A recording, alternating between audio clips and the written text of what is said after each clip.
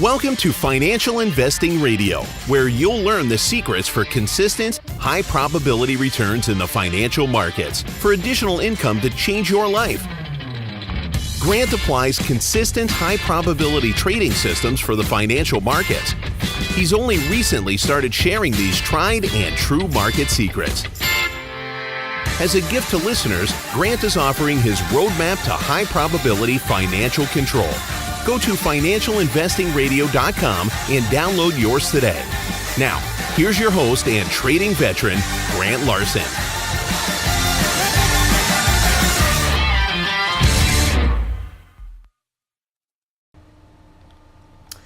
Hey everybody, this is Grant. Thanks for joining here today. So we're talking about algorithms and blockchain, and wanted to continue that discussion just a little bit further. Some years ago, I was backpacking with my sons in Colorado, and in our party, there was a young adult. He was preparing for a mountain race, so he was in particularly good shape already. As we hiked, I noticed his walk was casual and was non-strenuous, and oftentimes he was hiking with his hands in his pockets. So at the end of one of the particularly long days of hiking and backpacking on this trip, I pulled him aside and asked him, about his apparent ease of walking and hiking while the rest of us were gasping for air.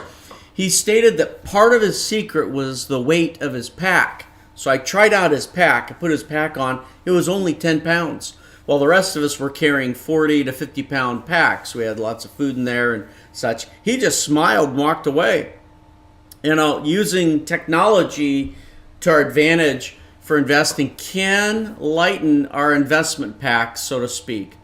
But of particular interest is using algorithms and blockchain. Now, blockchain, of course, is being used in cryptocurrencies like Bitcoin, which we're not going to go into here at the moment.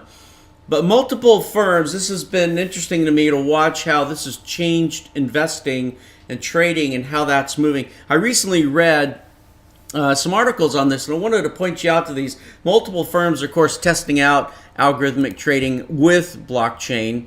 I recently read one scenario from a Deloitte article, and I'll include in the descriptions the references to these so that I don't get any plagiarizing issues here. So you can go take a look at those articles yourselves.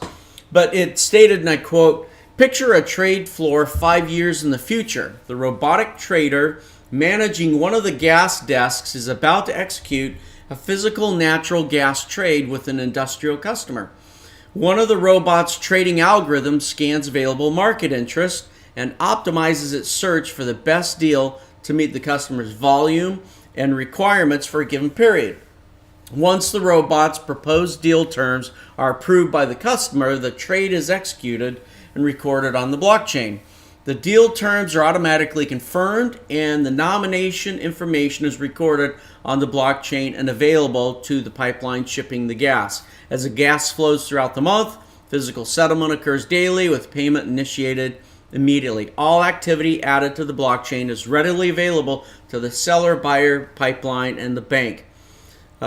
Physical title of the gas is also conveyed directly via the blockchain." All right, end quote.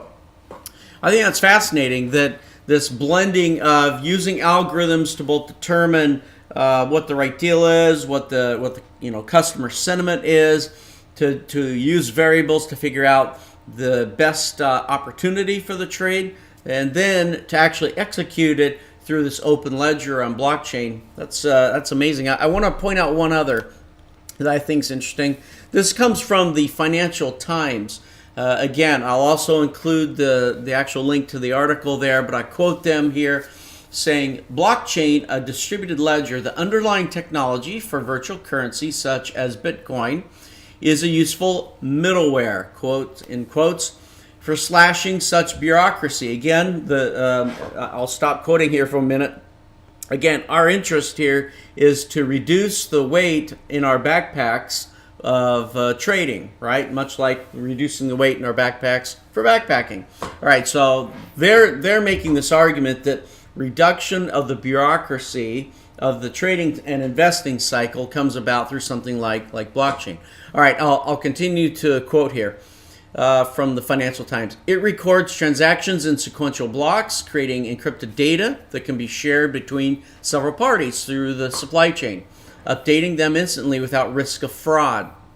I'll continue. I'll read one more paragraph. Startups and small firms are also experimenting. London-based Everledger uses blockchain to track and protect valuable assets like diamonds across the life cycle, creating a digital thumbprint used by participants along the supply chain to verify authenticity, while Block Verify is tackling counterfeiting in industries including pharmaceuticals and electronics. All right, end quote. All right, so the reason for looking at those is, I'm asking myself the question, what's going to change here with more algorithms and more robotic style trading or algorithmic trading is taking place. That combined with something like blockchain where there's this open ledger, and each of us sort of secretly think, hey, the markets get manipulated. Wouldn't it be nice to know that Goldman Sachs was dumping, 2,000 or a million or whatever the number is, spy orders, right? Orders on the SPY, right? You'd kind of like to know that. That would influence the direction you might go. Using something like a blockchain obviously would open up and have an auditable transaction of these things.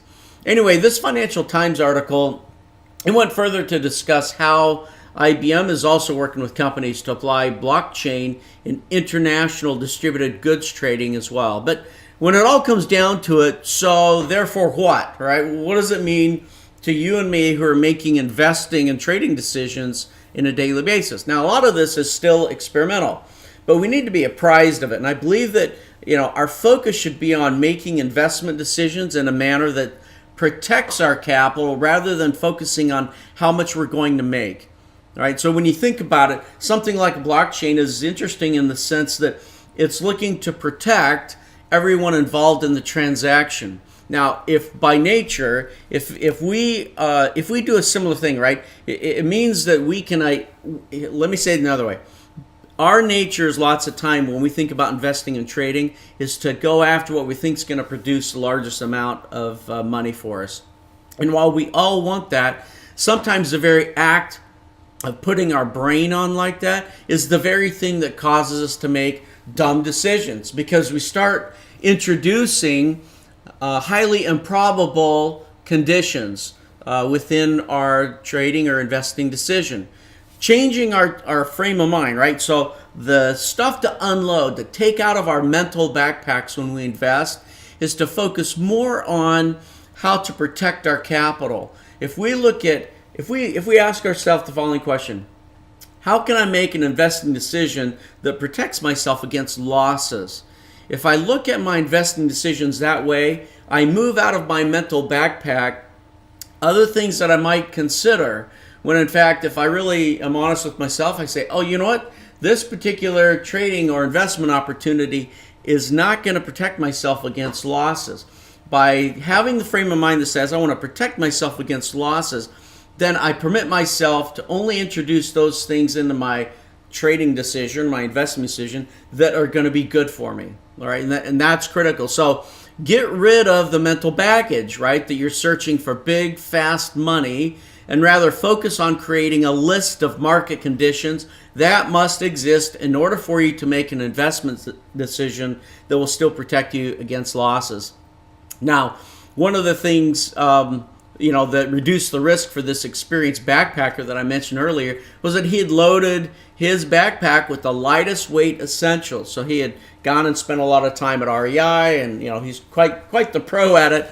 Clearly, he had gotten the lightest things, and it made, obviously, his backpacking experience much more enjoyable for me. All right, so let's take out of our mental backpacks those things that are going to hurt us. They're going to slow us down and weight us down. Hey, thanks for joining. Until next time, trade with your brain. Thank you for joining Grant on Financial Investing Radio. Remember to subscribe and leave feedback. Don't forget to download your free roadmap to high probability financial control before you make an investment decision. Visit financialinvestingradio.com now.